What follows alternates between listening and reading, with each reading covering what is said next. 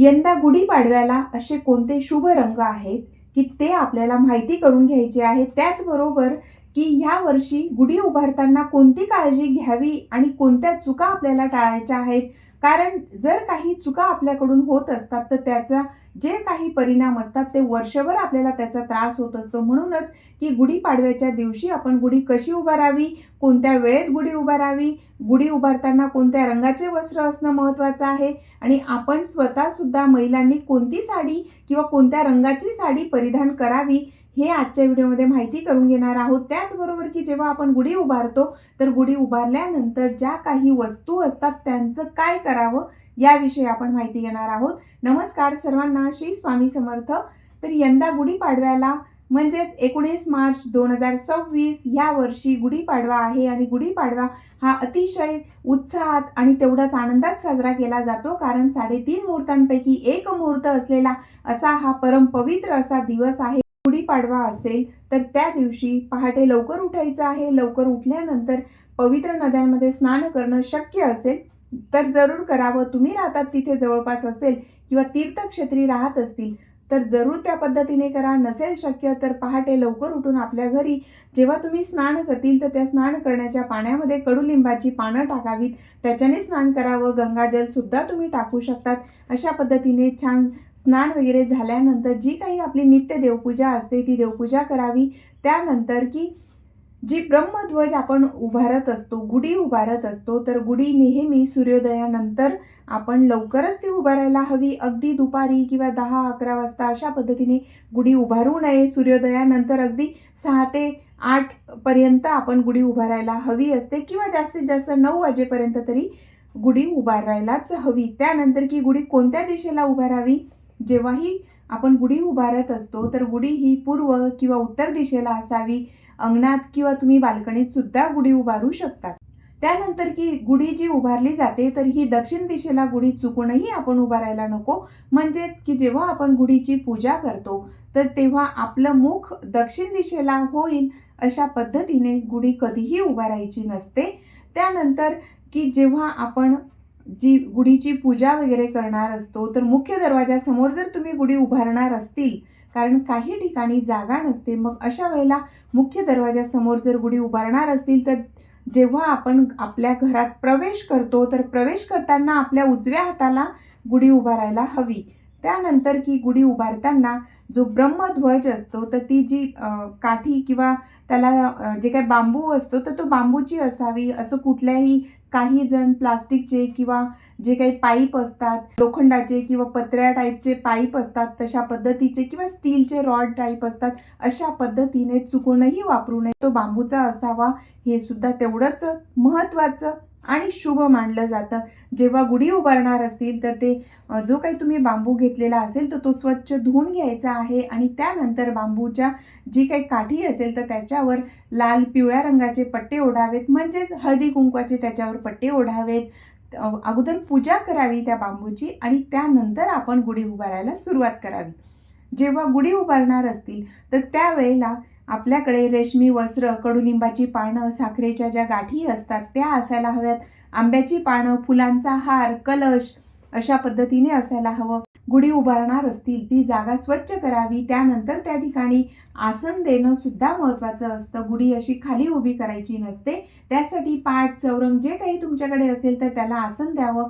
आसनावर मग ती काठी उभी करून मग नंतर आपण गुढी उभारावी। ब्रह्मध्वज हा खूप शुभ, परम पवित्र असतो, विजयाचं प्रतीक असतं आणि म्हणूनच आपण ते अगदी व्यवस्थित त्या गोष्टींची काळजी घेऊन आपण ब्रह्मध्वज उभारायला हवा। किंवा त्याच्या बाजूला कलशाची सुद्धा स्थापना करू शकतात। मंगल कलशाची स्थापना करणं सुद्धा शुभ मानलं जातं, तर मंगल कलशाची स्थापना करावी। त्यानंतर तिथे एक सुपारी ठेवून तुम्ही गणपती समजून सुद्धा पूजा करू शकतात।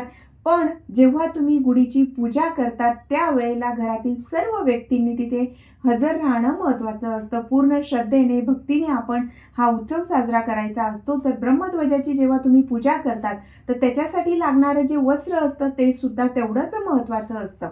तर जेव्हा आपण ह्या वस्तू वापरत असतो, कडुलिंबाची पानं असतील, साखरेच्या गाठी असतील, फुलांचा हार असेल, कलश असेल, तर ह्या सर्वांचं आपण नंतर काय करायला हवं हे सुद्धा आपण माहिती करून घेणार आहोत।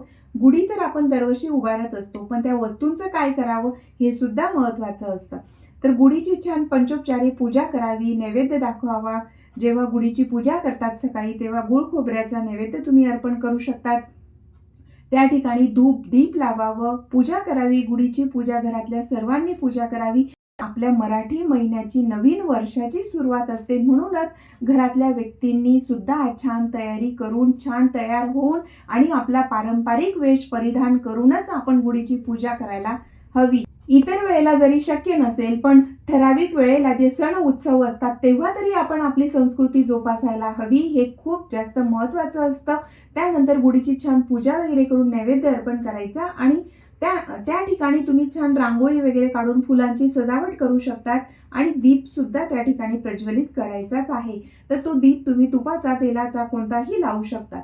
गुढी सायंकाळी किंवा दुपारी जेव्हा आपण उतरवतो, बघा गुढीची पूजा वगैरे करायची, नैवेद्य सकाळी गुळ साखरेचा, गुळ खोबऱ्याचा किंवा जो कुठला असेल तुमच्याकडे ते तुम्ही अर्पण करायचं आहे आणि त्यानंतर जेव्हा दुपारी तुम्ही पूर्ण जेवणाचा नैवेद्य गुढीला अर्पण जरूर करावा. मग पुरणपोळी असेल किंवा जे काही श्रीखंडपुरी जे तुम्ही बनवत असतील ते संपूर्ण नैवेद्य सुद्धा गुढीला अर्पण करायचा, पूजा करायची आणि त्यानंतर देव्हाऱ्यात सुद्धा आपण नैवेद्य दाखवून मग घरातल्यांनी जेवायला हवं. तर अशा पद्धतीने तुम्ही सुद्धा गुढीची पूजा करत असतील आणि गुढी बऱ्याच ठिकाणी दुपारीच गुढी उतरवली जाते आणि गुढीला नैवेद्य दाखवला जातो. तर काही ठिकाणी सायंकाळी सुद्धा गुढी उतरवली जाते. सूर्यास्तानंतरही बरेच जण गुढी उतरवत असतात किंवा सूर्यास्तापूर्वी गुढी उतरवली जाते. काही भागांमध्ये वेगवेगळी परंपरा असू शकते. तर पहा, गुढी उतरवल्यानंतर आपल्या घरातील प्रत्येकाने ते एक तरी पान, कडुलिंबाची जी पानं लावलेली असतात त्यातलं एक तरी पान आपल्या घरातल्यांनी प्रत्येकाने ते खायला हवं. त्यानंतर की जे काही आपलं धान्य असतं साठवणीतलं, तर तांदूळ असतील, गहू असतील किंवा अजून जे काही असेल तर त्या साठवणीतलं जे धान्य असतं त्याच्यात सुद्धा कडुलिंबाची पानं जरूर टाकावी. त्यामुळे ते खराब होत नाही आणि एक आशीर्वाद म्हणूनही तुम्ही ते हे करू शकतात आणि त्यात कीड वगैरे लागत नाही. हा सुद्धा एक त्यामागचा उद्देश असतो. त्यानंतर जी काही आंब्याची पानं लावलेली असतात तर ती आंब्याची पानं काढून, म्हणजे गुढीला जी आंब्याची पानांची डहाळी आपण लावतो तर ती काढून लगेचच ती निर्माल्यामध्ये टाकायची नाही. ती तुम्ही प्रवेशद्वाराला लावू शकतात. प्रवेशद्वारावरती डहाळी लावायची आणि दुसऱ्या दिवशी तुम्ही निर्माल्यामध्ये टाकू शकतात. त्यानंतर की ज्या साखरेच्या गाठी असतात तर तो प्रसाद म्हणून घरातल्यांनी सर्वांनी खायचा आहे. आणि नंतर ब्रह्मध्वजावरची जी साडी लावलेली असते तर ती जी साडी असते ती तुम्ही तशीच ठेवू शकतात किंवा तीच साडी पुढच्या वर्षी वापरू शकतात किंवा घरातल्या स्त्रीने ती परिधान केली तरीही चालू शकतं. त्यानंतर की जेव्हा आपण ते कलशावर स्वस्तिक काढलेलं असतं, एक कलश असतो तांब्याचा आणि त्याच्यावर आपण स्वस्तिक काढून ते गुढीला लावलेलं असतं. तर तो जो कलश असतो तर तो सुद्धा काढून लगेचच धुवू नये.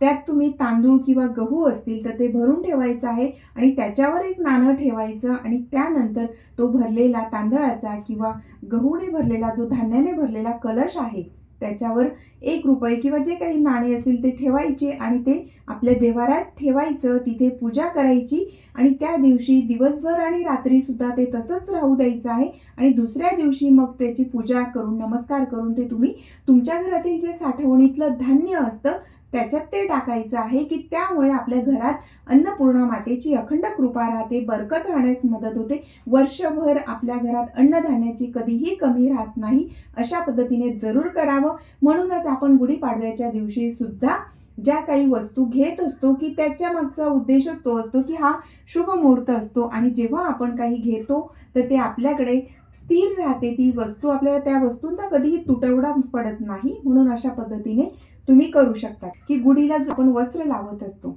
तर ते रंग कोणत्या रंगाचं असावं आणि जी शुभ रंग आहे तर ती कोणती आहे. तर गुढीला तुम्ही भगव्या रंगाची किंवा केशरी रंगाची जी साडी असते ती तुम्ही गुढीला लावू शकतात किंवा गुढीला नेसवू शकतात.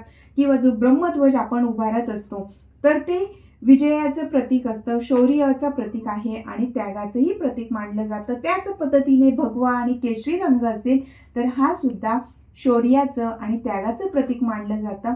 झेंडा सुद्धा लावला जातो कारण हे विजयाचं प्रतीक आहे. याविषयी आपल्याला सर्वांनाच माहीत आहे की आपण गुढीपाडवा का साजरा करतो किंवा त्या दिवशी काय काय गोष्टी झालेल्या आहेत किंवा ब्रह्मदेवांनी काय केलं किंवा इतर सर्व गोष्टी आपल्याला सर्वांना माहिती आहेतच.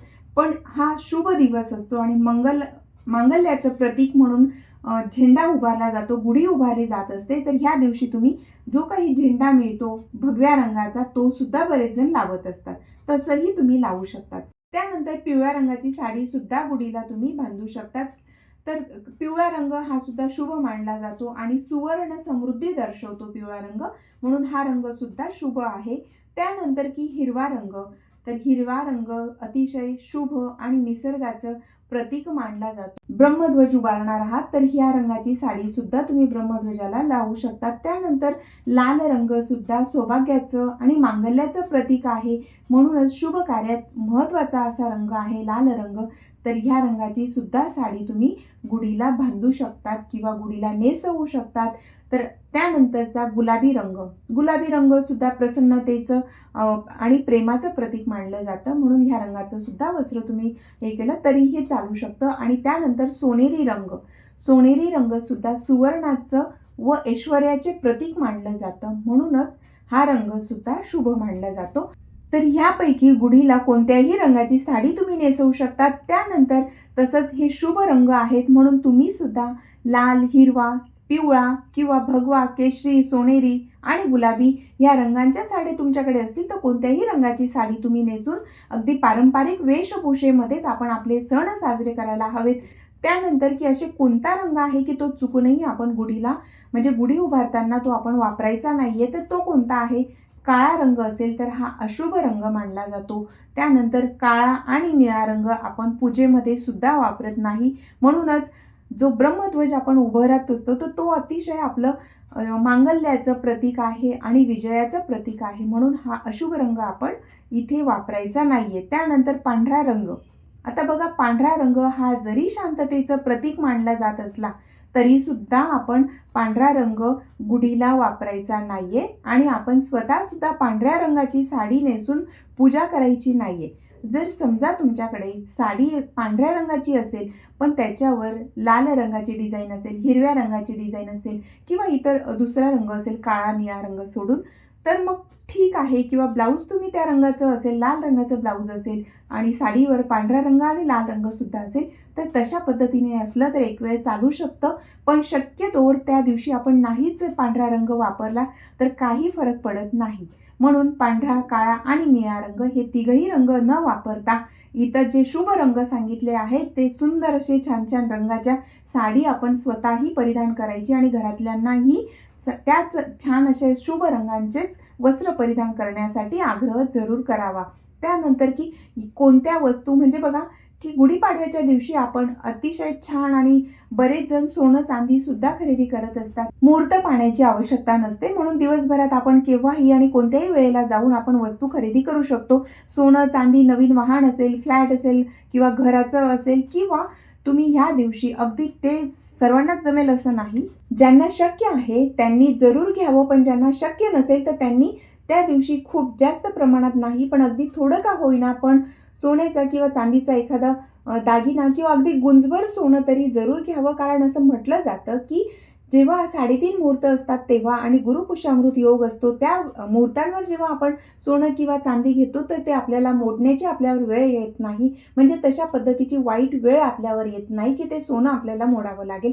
म्हणूनच आपण अशा पद्धतीने अगदी नाही जास्त पण गुंजभर सोनं जरूर घ्यावं. गुढीपाडव्याच्या दिवशी तुम्ही ग्रंथ घेऊ शकतात, तांब्या पितळाच्या वस्तूंमध्ये पूजेमध्ये लागणारी वस्तू सुद्धा तुम्ही खरेदी करू शकतात, कवडी घेऊ शकतात किंवा गोमती चक्र घेऊ शकतात. अशा बऱ्याच गोष्टी आहेत की त्या आपण त्या दिवशी घ्यायला हव्यात. तुळशी माळ घेऊ शकतात, जपमाळ तुम्हाला हवी असेल त्या पद्धतीने तुम्ही घेऊ शकतात. म्हणूनच अगदी सोनं चांदी घेतलं तरच आपण सण साजरा करू शकतो असं नसतं. श्री स्वामी समर्थ.